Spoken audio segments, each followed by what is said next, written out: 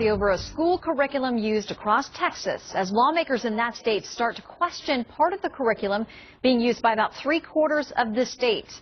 We're told it's on the radar because in part of an assignment that involves students creating socialist flags.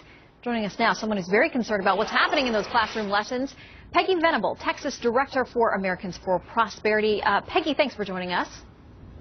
Glad to be with you, Shannon. All right, I understand in a hearing about this curriculum that one teacher actually wept openly as he described quitting because he felt he was, quote, aiding and abetting a crime by using this curriculum. How did you find out about what's in it and who passed this stuff?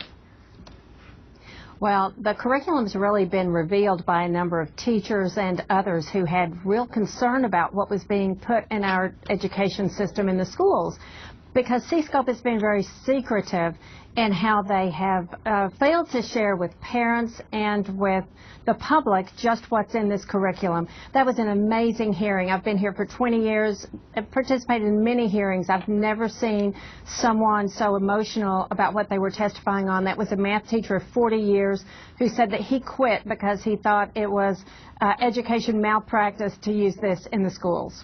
And just so people know what we're talking about, CSCOPE is described as an electronic curriculum management system. It offers web-based lesson plans that teachers can use, and basically it's for use in schools across the state of Texas. Is this the same curriculum that taught about the Tea Party and classified it as terrorism?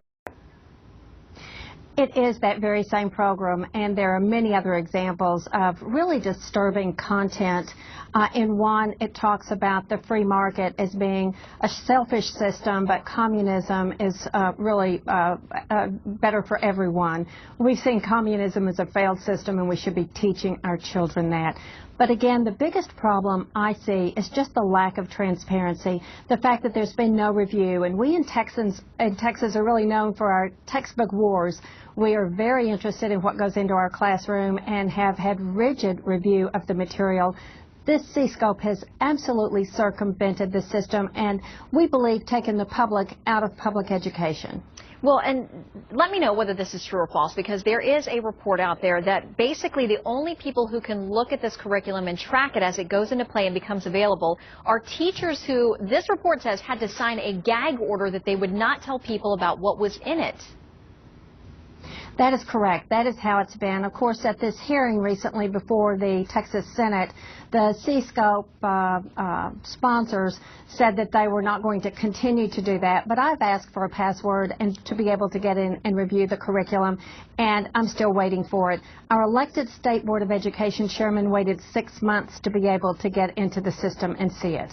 The director of the schools, the person who oversees the school system? This is the elected State Board of Education who oversees the curriculum. And it took 6 words for correct. them to get a password. All right. I have to imagine that parents who hear about this and find out about it, this is Texas. I would imagine that they are a bit outraged in a U.S. school that their kids are being taught about the benefits of socialism, the good things that happen. You mentioned communism as well. Are parents, by and large, aware of this, of what their kids are being taught? You know, it's amazing to me. It is spreading like wildfire across the state.